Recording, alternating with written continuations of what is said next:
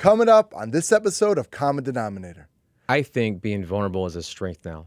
As a leader, when you're more vulnerable, you're giving other people permission to be vulnerable and to open up to you, and you're creating psychological safety. This is Common Denominator, straight-up conversations with Moshe POPACK. Relying on critical thinking and open-spirited debate, we invite you to find common ground on everyday issues and encourage you to be bold, to be optimistic, and to take action. To learn more, head to MoshePopack.com, and we'd be so grateful if you'd like, share, and subscribe to the show. Now, here's your host, Moshe POPACK. Hi, and welcome to Common Denominator. Today, finding common ground on what it takes to be an effective leader. Many of us strive to be leaders, whether it's personally or professionally, but we have different expectations of what leadership means and how to execute it. Is leadership strength? Is it compassion? And how much of it is self-awareness? Turns out, a lot. Joe Cohen is an executive coach, a leadership consultant, and the founder of 40 Pillars, which serves to develop high-quality people and high-performing businesses. He's consulted for Microsoft, Boeing, the Navy SEALs, and many more. He's here to shed light on the most important traits every leader must possess. Hey, Joe, welcome to the show. Thank you, Moshe. I feel blessed, and I'm very grateful to be here.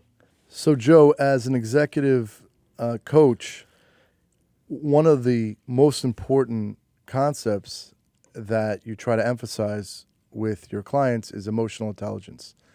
Let's try to define what that means.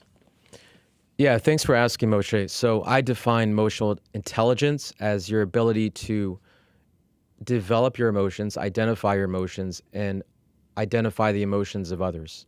And for leaders in particular, why is emotional intelligence so important?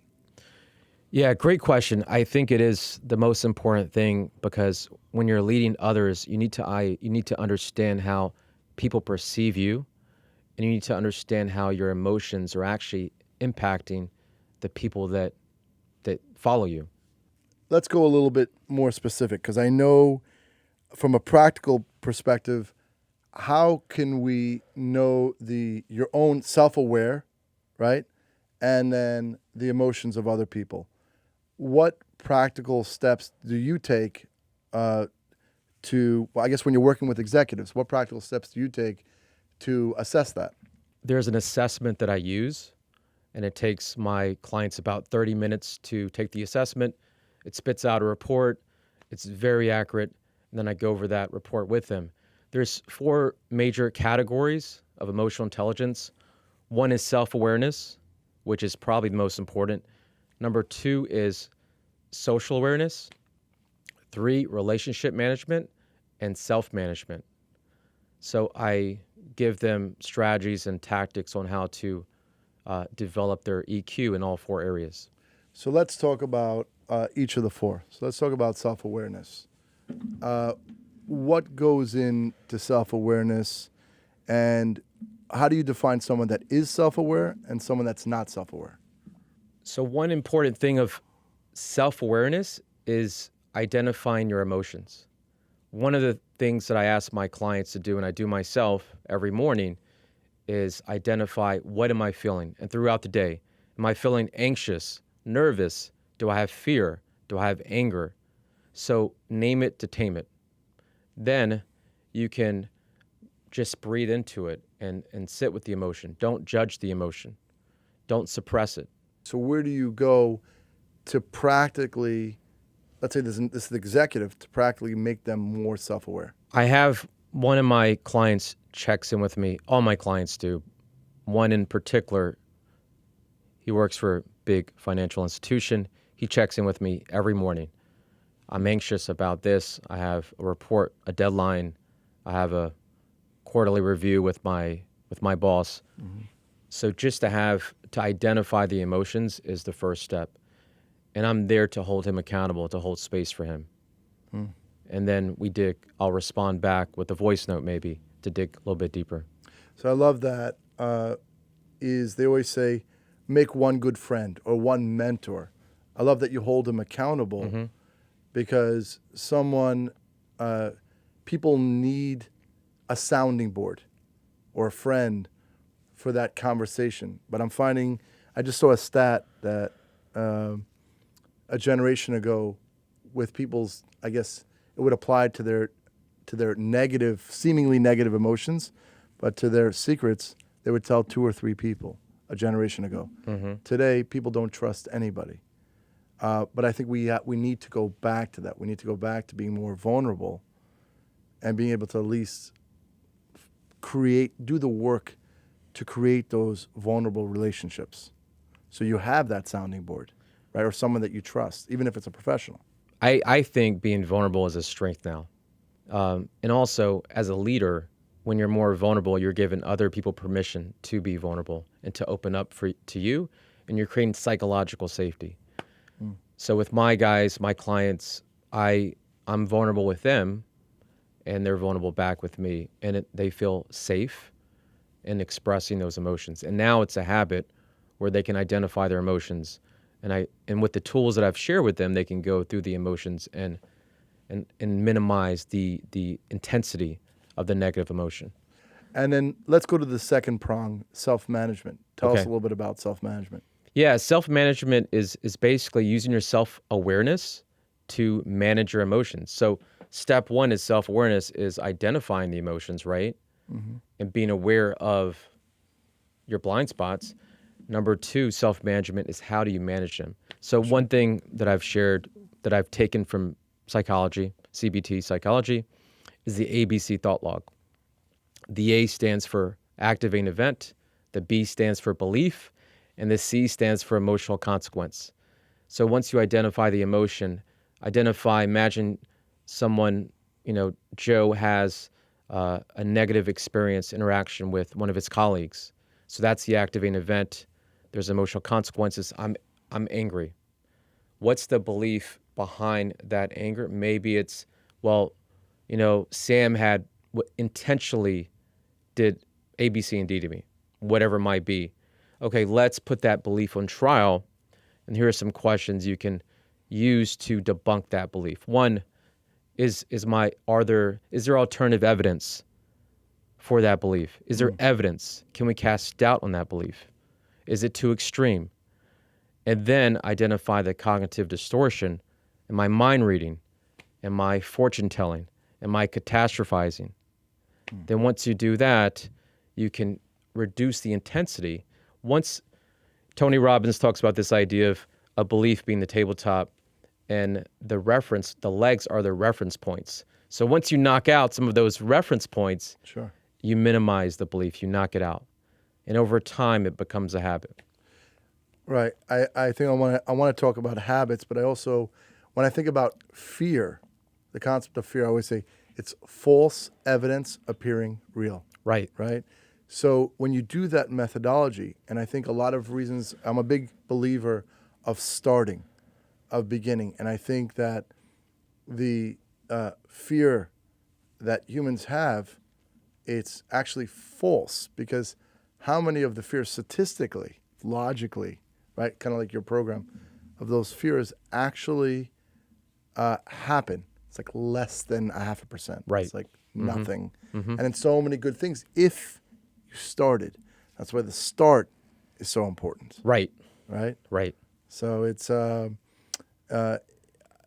naming things and being intelligent with the process. And I want to go to the social awareness, the third prong.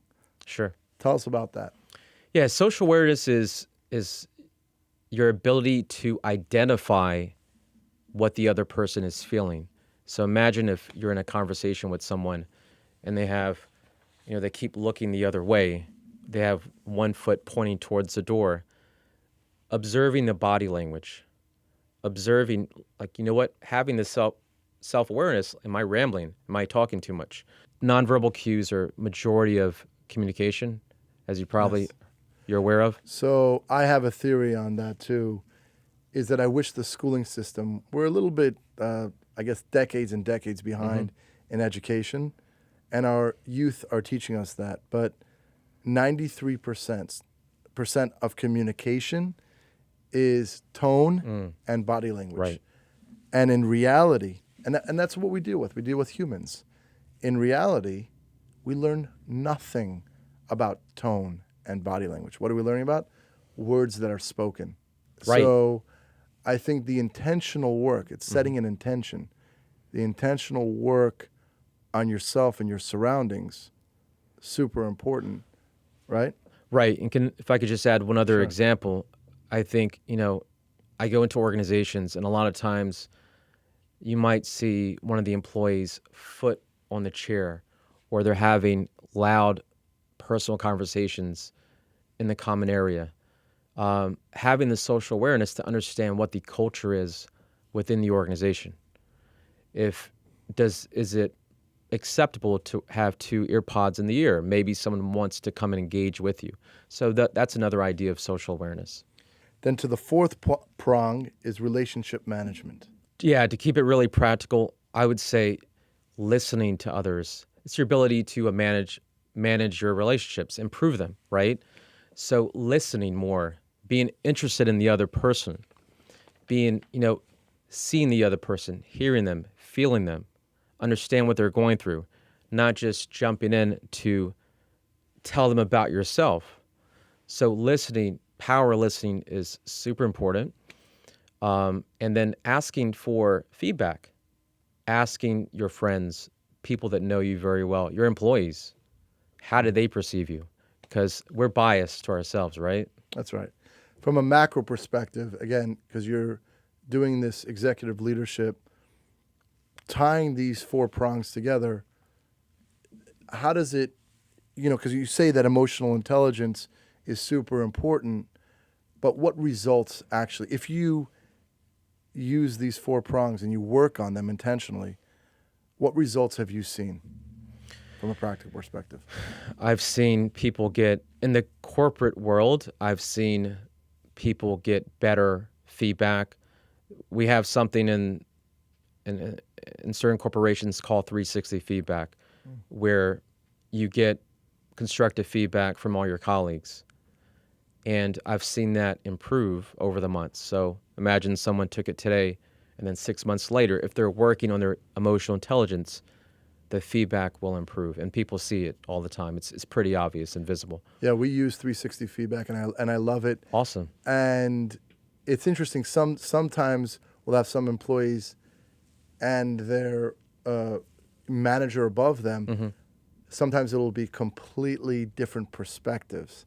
And then the work to bring them as an observation, to bring them on the same page, that is a great work to actually get them to see things like, their blind spots, if you want to call it that. Absolutely. Right?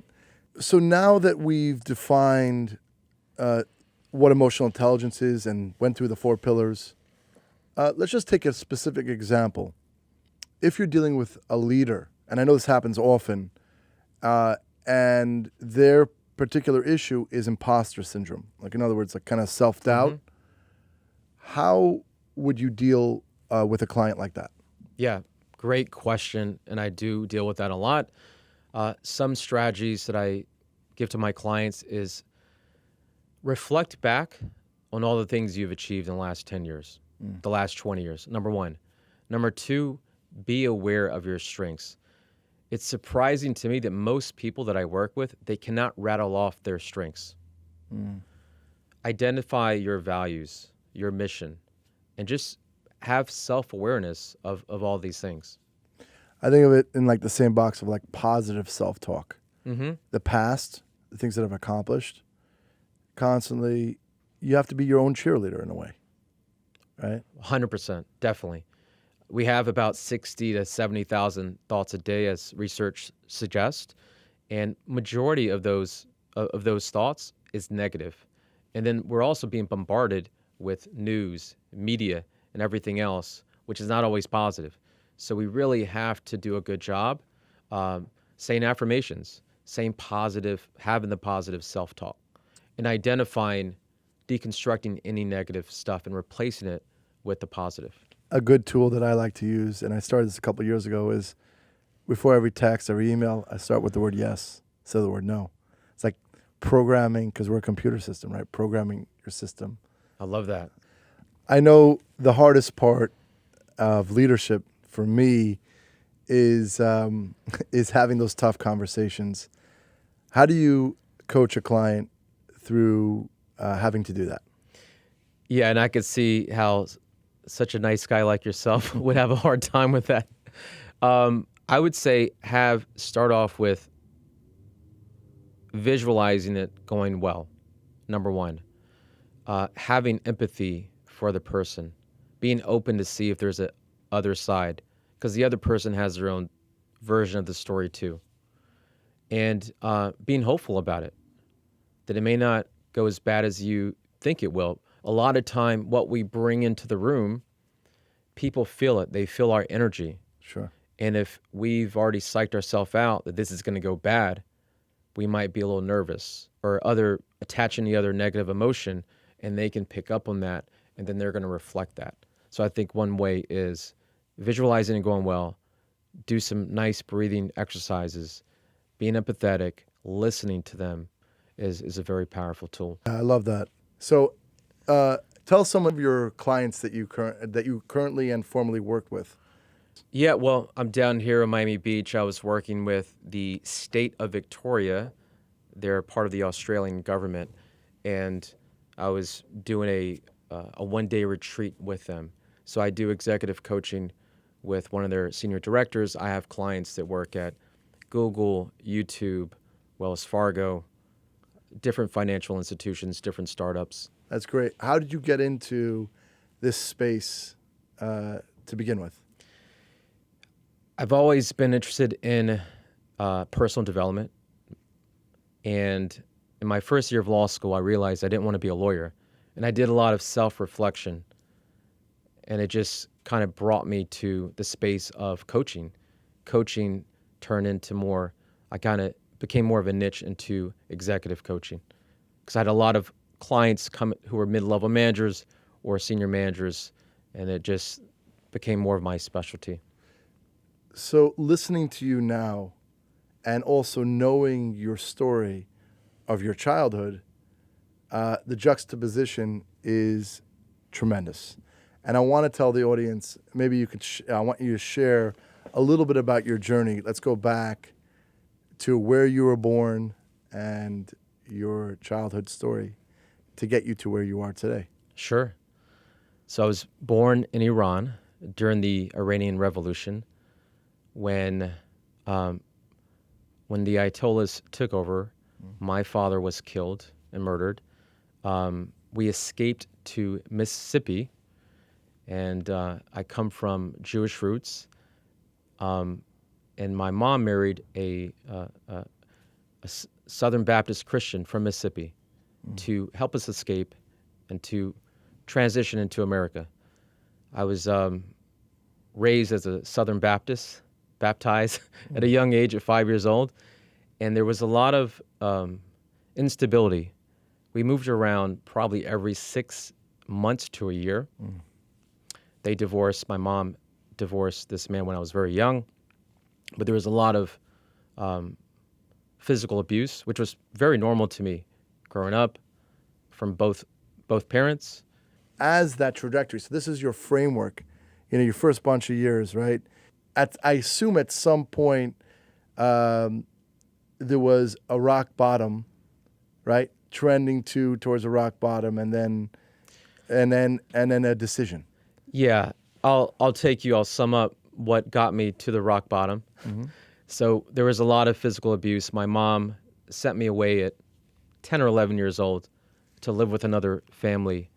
We were in California at the time, and she just wasn't emotionally stable and in the right space to raise the kids at the same time in this studio apartment. So she sent me to live with this other family, and I bounced around a lot to different homes. I eventually ended up in military school, where I was jumped by skinheads, attacked. I was eventually jumped into a gang out of survival to protect myself against a lot of the racism that I was experiencing in the South. in 10th grade, my roommate was stabbed, and there was a riot in the military school, and I was asked to leave. So I'm a high school dropout. The last grade I finished was 10th grade in military school. I became homeless for about 6 months on the streets and living with a friend in the back of a truck, taking showers on the beach, and basically couch surfing. I left that area and took a Greyhound bus to Los Angeles, California, with a couple $100s in my pocket. I got a job, eventually saved up enough money to buy a cheap car. And one day, two guys that I was working with asked me if I would drive them somewhere. So I did, and we went to a party. On the way, they stopped somewhere and they robbed a drug dealer. Within about 3 to 6 months during that time, I was 17 years old. I did not report it to the police. I was aware of it, so that was a mistake that I made. They did many other wrong things within a few months of that period. Sure.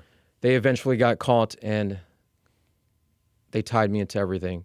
I got arrested, and I was taught not to snitch. Right. So I kept my mouth shut, and I spent 7 months in Los Angeles County Jail. And I eventually got released to a rehab, like a halfway house called Beit Teshuva, which is an amazing place in L.A. And then I changed my life around. So that was rock bottom for me. But I want to tell you, again, this is the first 17 years of your life. And everything, and that's why I want to bring it out, it's so important in the show, that everything is pointing for you to fail, to be under a bridge, fail. Sure. Everything's terrible. And then going back to the beginning of the show, how you're an executive coach for these tremendous companies like Google, and that everybody has a story. We just don't know it because nobody shares what's going on in people's minds. And I love that you have the comfort to tell people your story. And I guess from that point, once you hit your rock bottom, and I guess every day is probably a lot of self-talk, a lot of self-work, and probably your executive coaching. Mm-hmm. Tell me how that plays into your daily routine. In other words, probably coaching other people helps you continue to grow as a person. Absolutely. And if I could just Sure. insert a few other ideas, facts that after high school, I eventually graduated from college, worked in corporate America, worked at the district attorney's office, went to law school, graduated, and then became focusing more on coaching. How does coaching help me? I practice what I preach. I've done a lot of self-work. I've done a lot of seminars from Tony Robbins to Landmark. I've worked with coaches. I've worked with therapists.